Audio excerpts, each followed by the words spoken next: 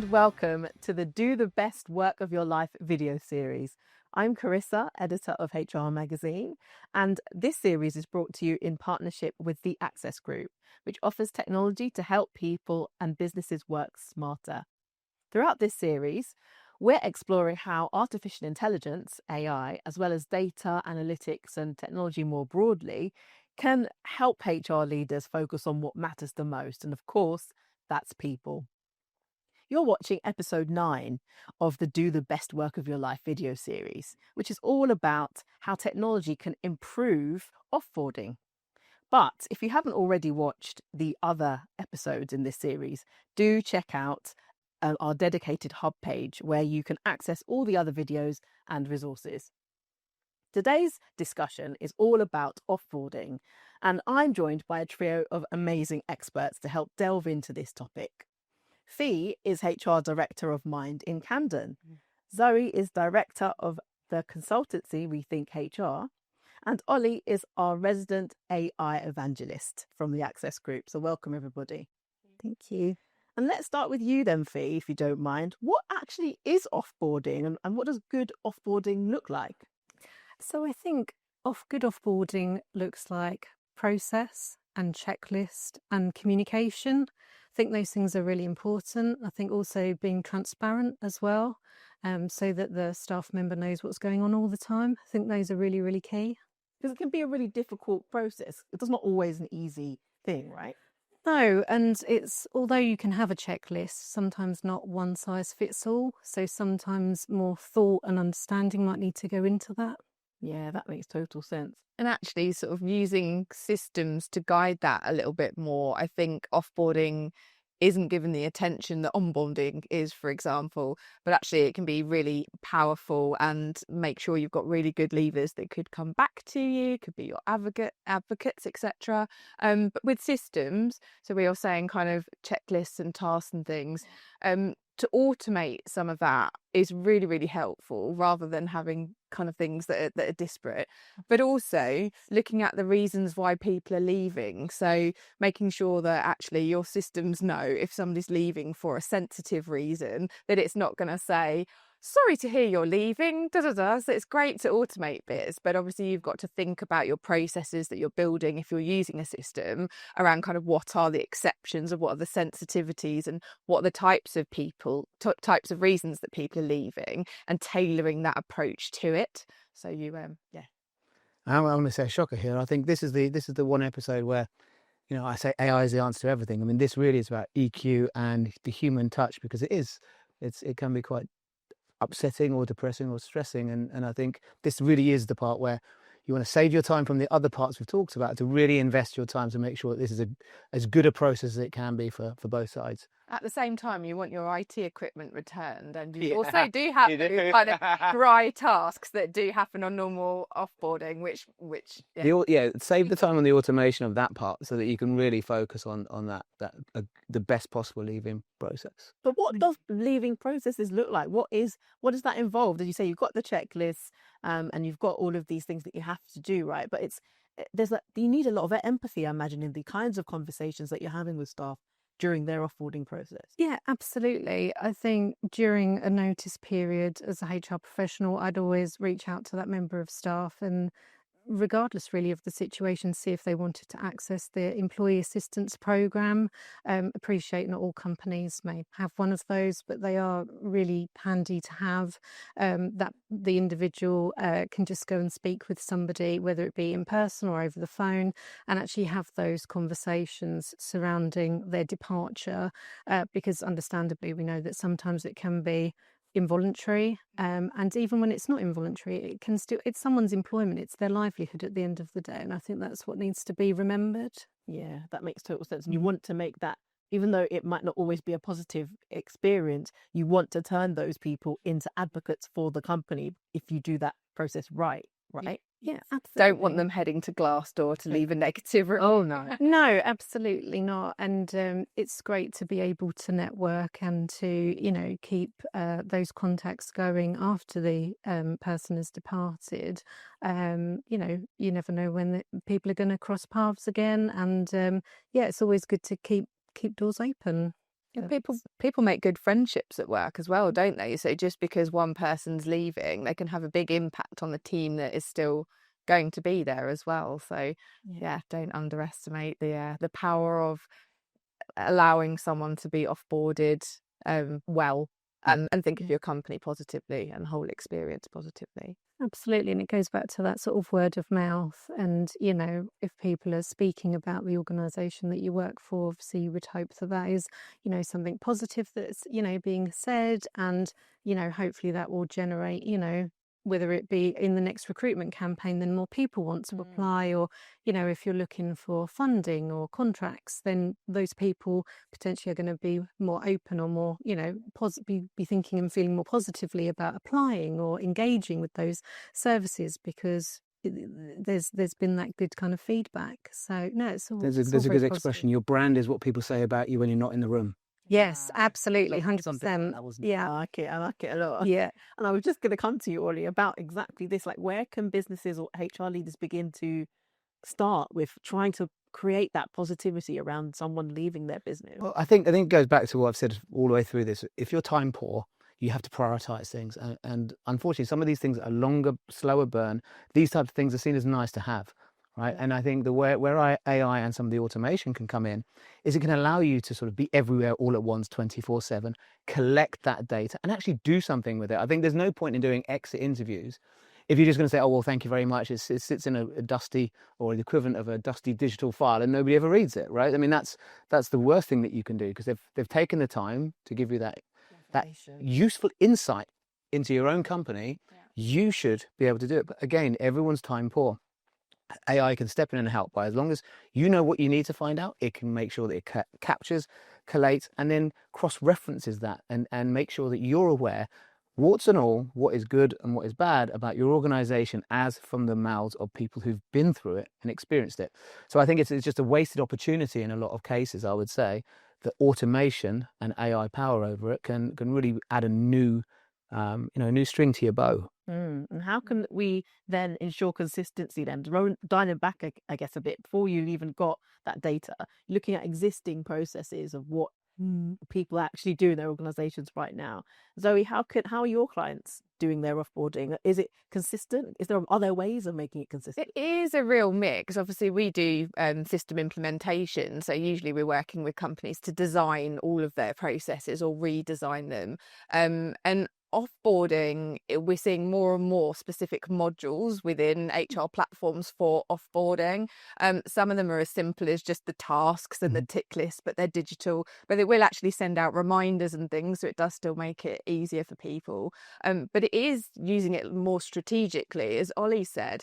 Actually, having that, when I was back working as a generalist, having all the analytics from the exit interviews and being able to go to the board and say, did you know that? And be able to use the stats and the information to really drive positive change, or to really celebrate the things that you do well. I think exits aren't always about negative feedback and developmental feedback. They can be about celebrating the reasons why people really enjoyed working with the organisation as well. I just think it's gaining those insights can be really valuable. And yeah, I would have loved that to take to the table. But yeah, I think that designing those offboarding processes and going beyond the kind of checklist piece and the exit interviews to actually, what questions are we asking, where are we trying to take the organisation, looking at culture, and actually kind of really getting some really key insights to take to the board level. And that's exciting. That's the best work of your life part of it. Absolutely. Really learning from it, the compliance bit, and making sure the laptops are back, and all of that, the mundane checklist type stuff. That's the thing that you automate. That's what they're doing now before they put the technology in. And I think they're quite excited about getting to that place. There's not a lot of clients we've worked with that have quite got to that piece yet, but they're certainly starting to see the room and the time they will have, because they're automating some of the day-to-day bits now. So it's exciting. Yeah, AI is giving them that time back almost. What would you change about your offboarding process at Mind, Fee, if you could, if you had that time back, if you had an extra hour back to spend on your offboarding, what would it be? What's the priority? So I think it would just be looking at the list of whatever really needs doing, and just as you say, there's never enough hours in the day, Oh, and definitely. it would just be right. Let's go back to the priority list and let's just see, what it is that needs doing. But yes, I think everyone is looking for efficiencies, time saving, and it's a real positive thing looking at, okay, we still need to do this, as we say, mundane checklist, but if it means that we're going to free up some time, then those things that have been waiting on the to-do list for however long are actually gonna actually we can try and get those done eventually, because now we've got a little bit of time back on our side. Absolutely. And like Ollie was saying, that's to do the best work of your life piece. What are the best ways to prepare team members for the departure of a colleague, minimizing disruption and maintaining that morale? Fee, I'm coming to you again first. Sorry. No, that's fine. Ask away. I think, again, I'll say this word a lot throughout, but communication just think's really important. I know lots of people kind of go, oh, all staff email, thanks, Fee. Another one, we press the delete button or file in the bin. But on a serious note, I think just being, we go back to this transparency. I think having team meetings, all staff meetings, and all staff communications, and within that all staff communication, that lever being aware of what is the content of that email. If it is a sensitive situation, are they aware of that wording, and are they agreeable to that? If it's about a group of people, having that consultation with that group of people. And just getting that alignment and that agreement, I think, is really important, because I think there's a lot to say about validation and just validating someone's feelings and just making them feel heard. And I think that's also really important in a leavers process. So those would be the kind of things that I'd be looking at. Definitely. I mean, and it's such a human kind of task, this stuff, offboarding someone, and it's almost hard for me to fully understand how technology can feed into that human process and to really minimize that disruption, as we were talking about before. But Zoe, I think you had some interesting insights into this, and you also give us an example, if you can, of when someone's got that process right and it's technology has really helped them do that. Yeah, I think actually some of it is with the kind of handover and the knowledge transfer and being able to kind of really reassure the teams. It does matter on the reason why somebody's leaving, and it's not always transparent why that person's going as well. But even if it's a voluntary reason, settling the team and making sure that, because the first thing, they're going to miss that individual. That's one of the first things that goes through the head. But then it's also, am I going to be expected to pick up their work? What's going to happen when they're going? And there's lots of questions. So I think before actually announcing it, being able to kind of have a look at all the goals, being able to kind of summarize some stuff using the technology, being able to see where the gaps might be in order to kind of go out if you're going to replace that person, having a look at sort of what competencies you might need, gaps that you've got that you can replace. If you're going into that conversation with the team with a plan, because you've got the information, the data, the information, it settles them a lot quicker as well. Because it's hard when your best friend at work is going, regardless of the reason, and people will be upset, versus someone who's really pleased that actually you did take the action, because they should have been going a while ago because it just wasn't the right job. So you'll get a mix of the emotions and the people responses. So this is where AI can be helpful as well. Again, I think we mentioned on a previous episode, the notion of it being able to be coach or practice and ask, what should I be doing? What will make sure that I haven't got any blind spots? What, I've got a colleague and they're leaving and they're well loved. What advice can you give me, and have an actual coaching you through that, but also referencing your company documentation, because you don't want to just begin to go rogue and say, well, you should do this, that, and the other. You've got to make sure that you're basing it on your own company's strategy, your own company's processes and procedures.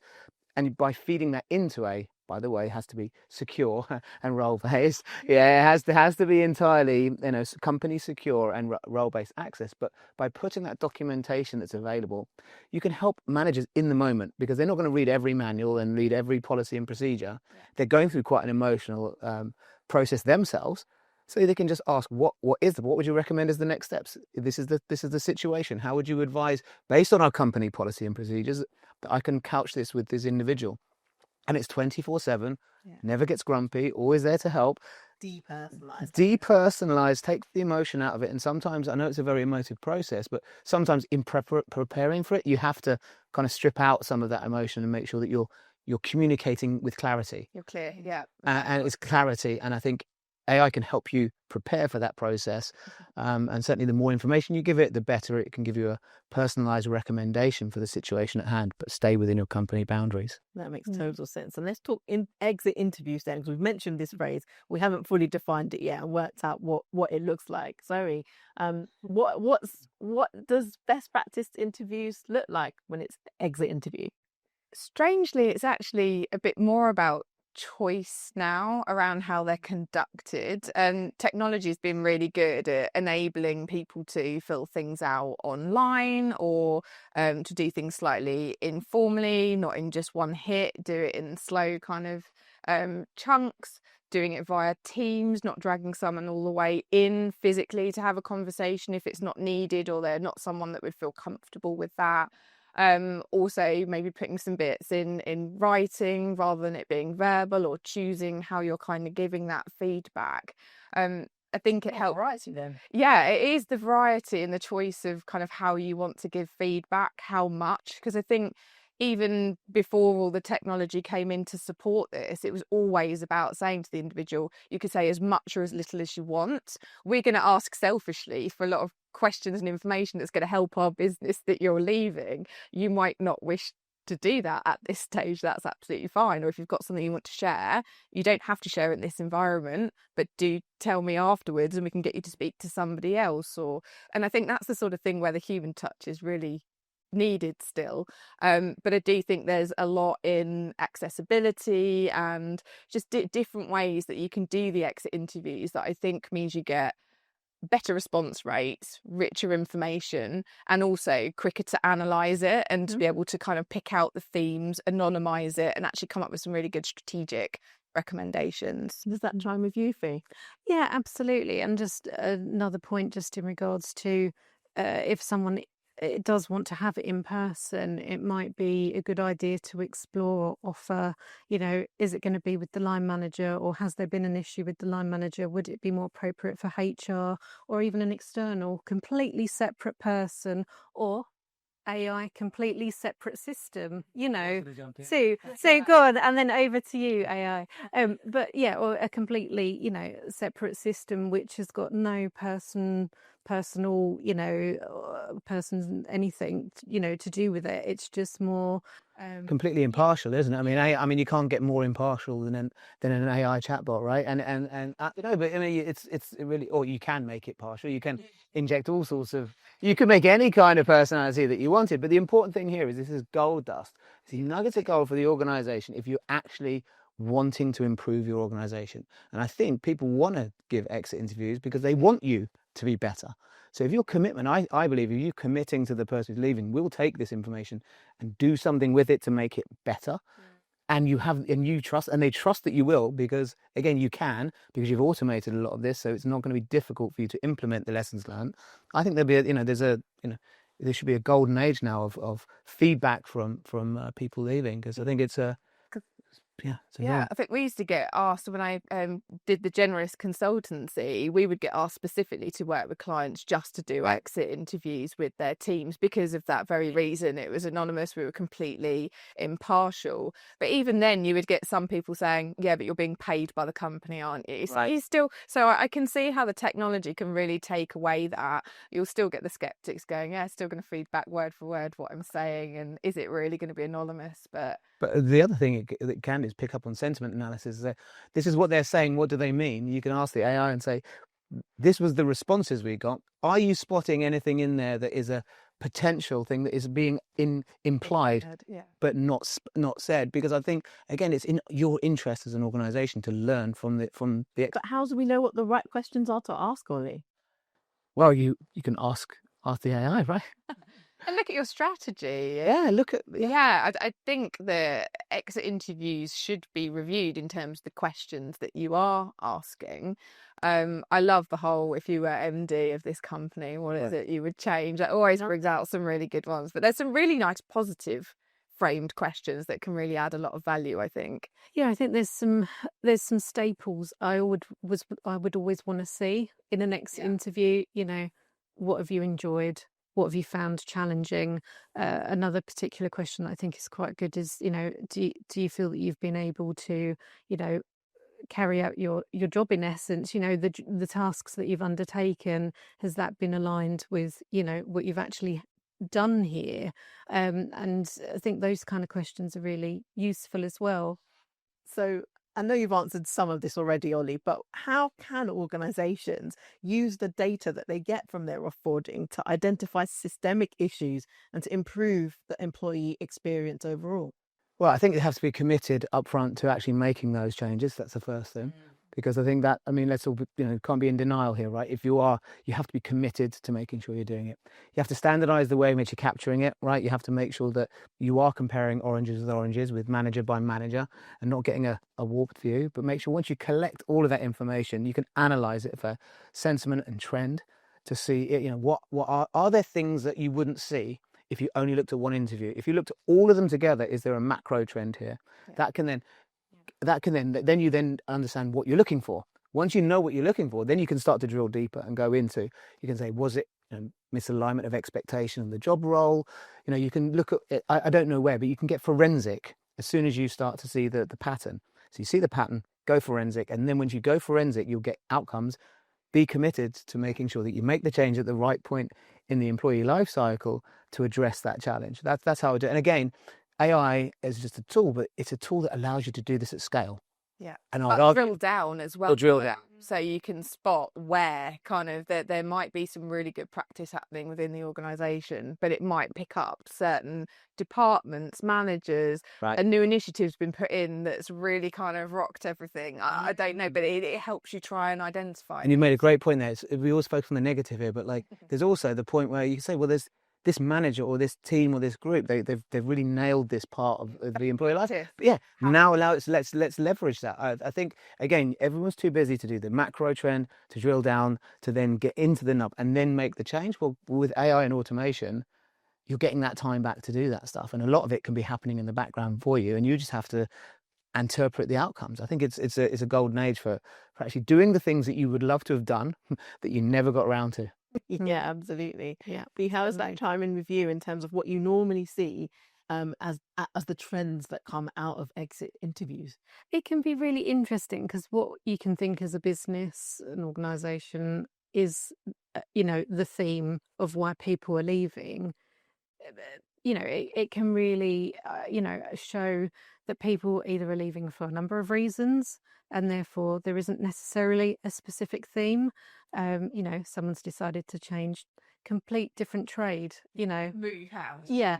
You know, life happened. So there can be those sorts of things as well. But, you know, or you may, like you've said, you know, there might be 5 people that say, oh, training needs to be better here. And then you go, right, we need to do a training strategy. We need to do a training plan. We need to do this. We need to do that. And really, as you say, looking at the detail. And how onerous is that task? How long does it take normally? You know, is it to do that? Yeah, to do that kind of thing. well, Well, a challenge.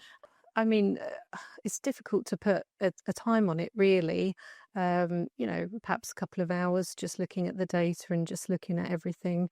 And, you know, we report all of that, you know, back to the board. And that tends to be, and when I say report back to the board, that's generally, you know, it's why people are leaving, and it's all very anonymous. Yeah. And it goes back to that thing around, you know, you have to make sure that, you know, people's, you know, feedback is kept, you know, confidential. So yeah, it's really worthwhile, I think. I've got a great example of a client that was kind of looking at the exit data, and their kind of EDI team was really struggling with what to focus on. A lot to do, a lot that they were reading about other organisations doing bits and pieces, and they just had such a broad scope of things. And actually looking at some of the information from the exit, information along with some other bits and pieces. So actually combining that data with other data sets gave them some real insights actually to what the priorities were for their organisation, not just we're going to tackle this because that's what competitors are doing or what other people are doing. This is what's right for our organisations. Their whole EDI strategy then changed and become a lot more led by the data and the information, and the exit stuff was really key to that. So it's not an island, is it? It's not an island to itself. If you combine the exit information with their engagement throughout, with the hiring process, Yeah. you know, I think we started this series with that, the complete end to end. Well, Yeah. well, any point in that end to end was the reason why this person exited voluntarily, right? So again, by putting all that data together, that's what I mean by the macro view of looking at what's wrong in your or what can be improved in your end to end process, and where are the good bits that you want to accentuate and capture and reuse. We've got this issue. You're doing this really well. Like, how do so disparate, but actually there is a tool that can help us take a bird's eye view almost at all of these other separate. And it has the time to do it while you're doing other stuff, so you can be doing it in the background without any time, energy, or effort on your part. And I can imagine, not that I've done this with clients, but using technology and AI, you can actually do more personalised stuff. So not just what I was speaking about in terms of the where and the how, but the what you ask. And if you've got particular things you want to tease out of different areas or different types of workers or whatever, then you can actually do that with a lot more ease rather than it just needing to be a generic template. And that helps to kind of get richer data and solve problems as well. I know I'm aware somehow that time is running against us, but one of the things I did want to touch on was about measuring. How do you even begin to measure the effectiveness of an onboarding process? Fee, can you speak to that? In terms of onboarding or offboarding? Sorry, offboarding. Offboarding. Yeah, I meant offboarding. No, don't worry, that's fine. I just wanted to make sure that I'm still switched on. That's all right. You are, but clearly I'm not switched on, so it's fine. I think there's a way that you can measure its effectiveness in terms of appreciate it can create different responses, and people might say, well, why on earth would you want to ask your existing staff?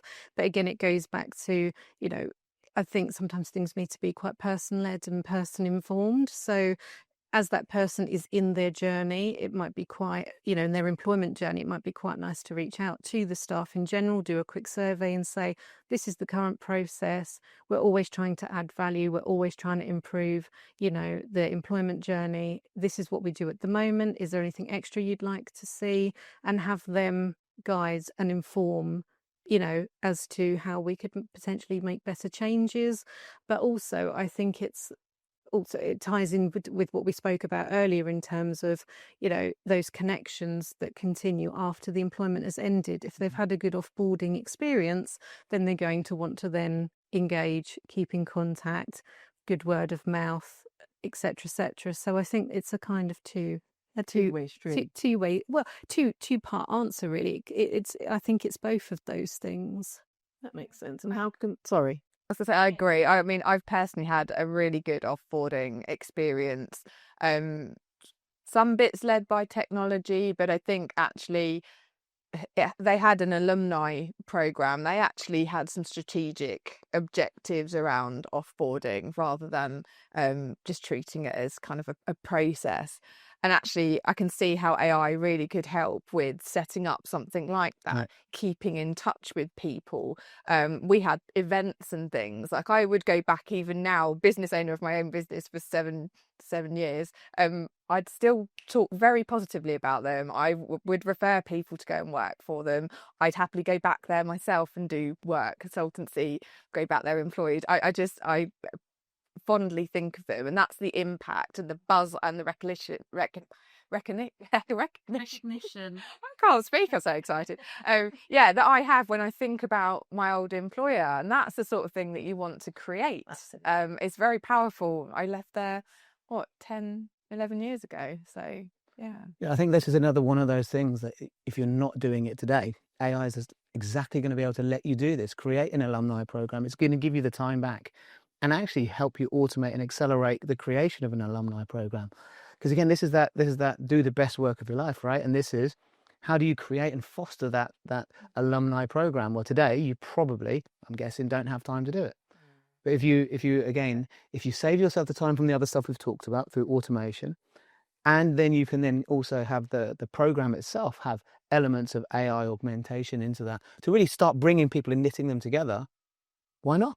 Yeah, if you're already doing team notifications and things, can you bring something together where AI can really easily just do an alumni newsletter out once a quarter? And those things where, as a busy HR director, you might start doing them quarterly and then they tail off because you get busy, and then you're like, oh, it's been a year since I've been in contact with everyone and it's all fallen apart. But it can AI won't forget. It won't forget, and it will carry on doing it, and it will never be too busy. Yeah.